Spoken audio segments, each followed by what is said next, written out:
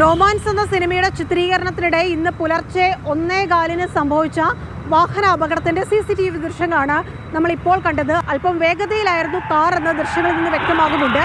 ഈ റോഡിന്റെ, അതായത് കച്ചേരിപ്പടിയിൽ നിന്ന് MG റോഡിലേക്ക് വരുന്ന റോഡിന്റെ മെട്രോപൊളിറ്റൻ 653 സമീപത്ത് മീഡിയനോട് ചേർന്നായിരുന്നു ടിയാഗോ വാഹനം വന്നുകൊണ്ടിരുന്നത്. അവിടെ വെച്ച് വാഹനം നേരെ റോഡിന്റെ ഇടത് സൈഡിലേക്ക് വെട്ടിക്കുന്നു. ആ വെട്ടിക്കുന്നതിനിടയിൽ മറ്റൊരു കാറിൽ തട്ടി തലകീഴായി ഈ വാഹനം മറയുന്നു. അങ്ങനെ വാഹനത്തിലുണ്ടായിരുന്ന അർജുൻ അശോകനും നടൻ മാത്യുവിനും സംഗീത് പ്രതാപനും പരിക്കുകൾ ഉണ്ടാകുന്നു. നിസ്സാര പരിക്കുകളാണ്. ഈ അപകടം നടക്കുമ്പോൾ അമിത വേഗതയിൽ വന്ന് വാഹനം ഇങ്ങോട്ട് തെന്നി മാറുന്നതിൻ്റെ പാടുകളടക്കം ഈ റോഡിൽ ഉണ്ടായിരുന്നു. അപകടത്തിന് ശേഷം ചില്ലുകൾ പൊട്ടിയതും റോഡിൽ കിടന്നു. പോലീസ് അടക്കം എത്തി ക്രെയിൻ ഉപയോഗിച്ചാണ് ഈ കാർ ഇവിടെ നിന്ന് മാറ്റിയത്.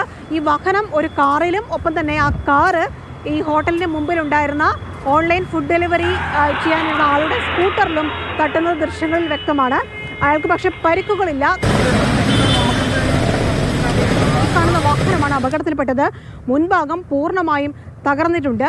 ഈ വാഹനം വന്ന് മറ്റൊരു കാറിലിടിച്ച് ആ കാർ ഒരു ബൈക്കിലിടിക്കുന്നു. ഈ കാറ് വീണ്ടും പോയി ഫുട്പാത്തിനോട് ചേർന്നുള്ള കമ്പിയിലിടിച്ച് തലകീഴായി മറയുന്നതാണ് ദൃശ്യങ്ങളുള്ളത്.